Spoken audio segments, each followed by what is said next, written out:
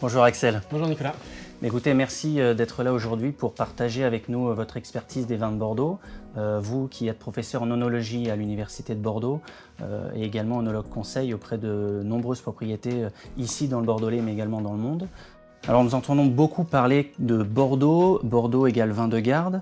Est-ce une réalité ou est-ce quelque chose un petit peu de désuet et que pouvons-nous appeler vin de garde? Alors pour définir ce qu'est un vin de garde, je reprendrai les mots de Denis Dubourdieu, qui a beaucoup travaillé sur le vieillissement du vin et notamment le vieillissement oxydatif. Il disait que finalement un vin qui vieillit bien, c'est comme un homme ou une femme qui vieillit bien, c'est-à-dire que c'est un vin qui a l'air raisonnablement plus jeune que son âge, mais qui surtout est plus intéressant que quand il avait 10, 15 ou 20 ans de moins. En fait, on fantasme beaucoup autour du fait que si un vin est capable de vieillir, alors il n'est pas prêt à boire jeune. On a le sentiment qu'à l'inverse, que si un vin est plus accessible quand il est jeune, alors il ne sera pas capable de vieillir avec grâce. Je pense que les deux éléments sont absolument pas liés. Il est vrai de façon générale que les vins de Bordeaux ont une capacité de garde et je pense qu'il n'y a pas beaucoup de régions dans le monde qui sont capables de présenter avec une telle consistance des vins avec de l'âge. Donc oui, Bordeaux a un potentiel de garde. Pour autant, est-ce que les vins de Bordeaux sont inaccessibles quand ils sont jeunes? Je pense justement qu'il y a eu une grande évolution dans la façon dont ils sont élaborés. Je pense qu'aujourd'hui, les vins de Bordeaux sont plus accessibles, les grands vins de Bordeaux sont plus accessibles quand ils sont jeunes qu'ils ne l'étaient par le passé. Est-ce que ça veut dire qu'ils vieilliront moins? Je n'y crois pas du tout. Alors vous l'avez très bien évoqué, on va revenir sur la notion des grands crus par exemple. Est-ce que vous pouvez nous expliquer un petit peu comment ils arrivent à trouver cette balance et cet parfait équilibre entre du coup l'accessibilité de la jeunesse et ces caractéristiques qui font les grands vins de garde? Oui, alors déjà je pense qu'un grand cru ne peut se permettre de compromettre son potentiel de garde. Parce que quand on vend une bouteille à un certain prix, quand on vend une bouteille chère, on vend aussi sa capacité à vieillir. Donc il faut continuer à faire des vins qui soient des vins construits pour la garde, qui soient un profil classique de Bordeaux, qui ait une identité locale forte qui est celle de Bordeaux, et puis qui pour autant, on en arrive à cette espèce de compromis délicat, qui puisse être accessible quand ils sont jeunes.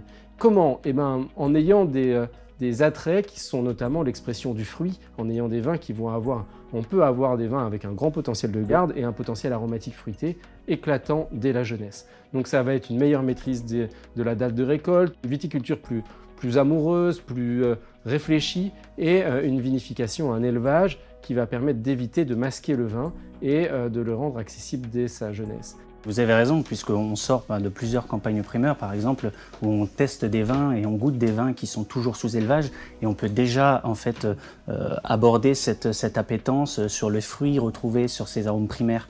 C'est ce fruit éclatant, ce côté un petit peu croquant, un petit peu juteux, tout en gardant toutes les caractéristiques donc d'acidité, de pH et donc de structure tannique qui vont permettre de voyager au travers le temps.